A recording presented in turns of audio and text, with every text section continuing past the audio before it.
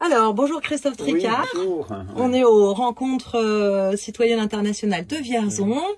Alors, est-ce que vous vous présentez pour les gens qui ne vous connaissent pas, présenter votre ouvrage et nous dire d'où vous venez? Ok, alors moi en fait je viens pour commencer du bout du monde, quoi, du Finistère Sud, du côté de Quimper, quoi. Et donc j'étais éditeur en fait de livres pendant 12 ans. J'ai eu plusieurs maisons d'édition. Et j'ai dû écrire 42 bouquins et BD dans ma vie, quoi. Et puis donc le métier d'éditeur au niveau commercial, c'est vraiment très difficile, donc j'ai arrêté, quoi.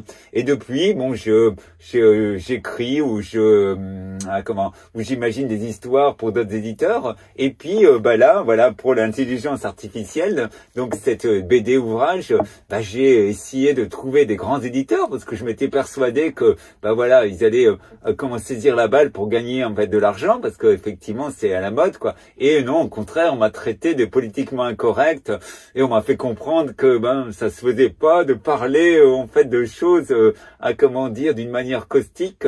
Donc comme je suis un Breton résistant, je me suis dit je vais l'éditer moi-même, quoi. Donc j'ai fait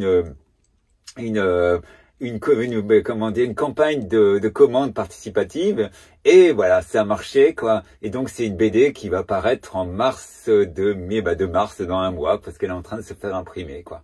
D'accord. Voilà. Et en quoi elle est caustique? Vous pouvez nous donner un ou deux exemples sans trahir? En fait, je vais pouvoir, je sais pas, est-ce que ça se voit en fait, oui, on va avoir.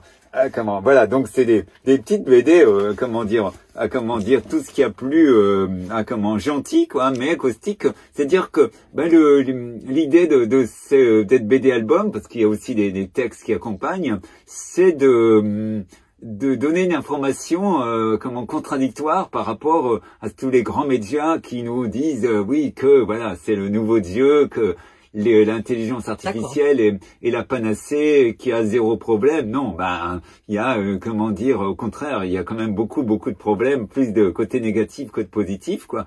Et donc c'était amené d'une manière ludique, une réflexion, quoi, de faire passer des messages. D'accord. Ouais. Ok. Et vous connaissez comment vous avez fait vos recherches sur l'intelligence artificielle? Là, c'était un gros boulot, quoi, en fait, qui a pas été facile d'ailleurs, parce que on fait ma grande surprise, c'est que toutes les premières pages de Google sont pour glorifier l'intelligence artificielle. Si elle était participative, ce serait génial.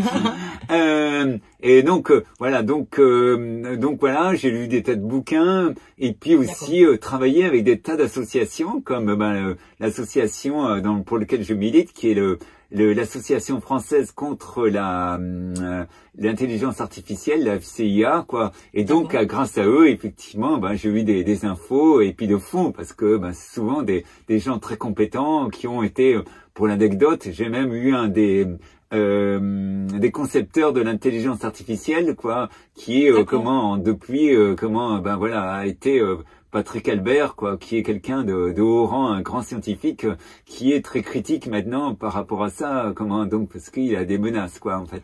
Donc sous une explication de BD qui se voudrait plutôt loisir, en fait, il y a un vrai travail de recherche dedans. Bien sûr, c'est un an de travail, un an de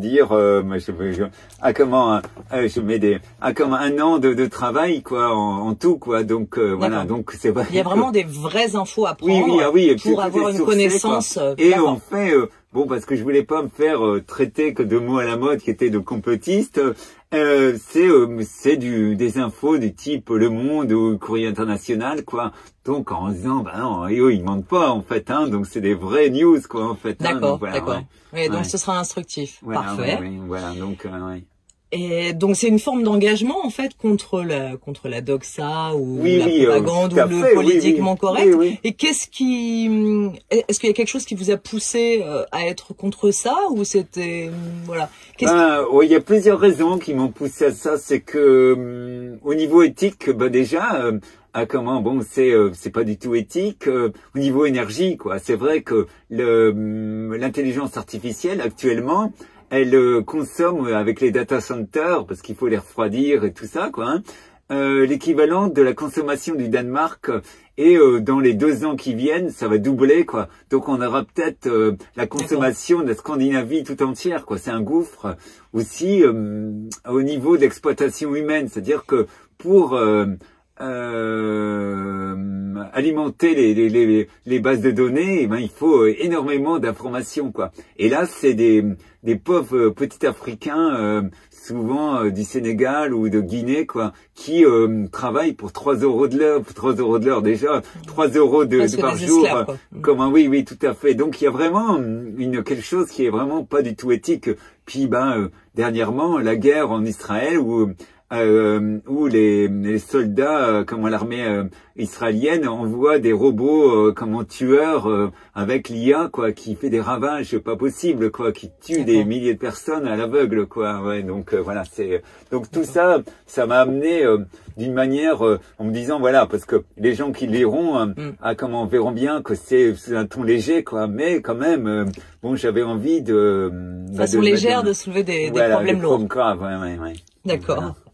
Alors, vous êtes venu à ces rencontres citoyennes. Oui. En quoi elles vous semblent particulières, intéressantes, nécessaires, utiles? Oui. Alors, particulière, c'est que il y a une bienveillance, il y a un côté vraiment amical qui est bon, parce que j'étais en relation avec les organisateurs qui m'ont invité.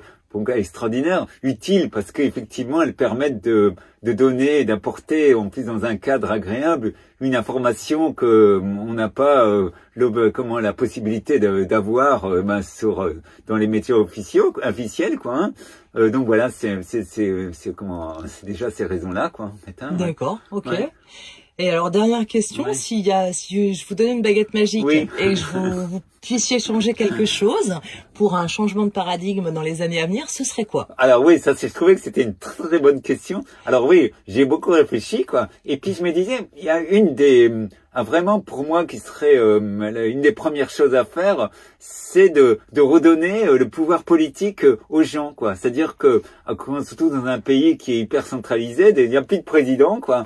Il y a plus d'État, quoi. Par contre, c'est d'avoir les municipalités, quoi, ou même des quartiers, quoi, où justement les vraies décisions se prennent, quoi. Donc voilà, pour moi, ce serait ça, c'est-à-dire que de rendre le pouvoir politique aux gens, quoi, et décisionnaire aux gens, quoi. Donc avec des vrais budgets, en fait, avec des vraies facilités, quoi, pas des pseudo-régions, quoi, qui dépendent tous de Paris, quoi. Donc voilà.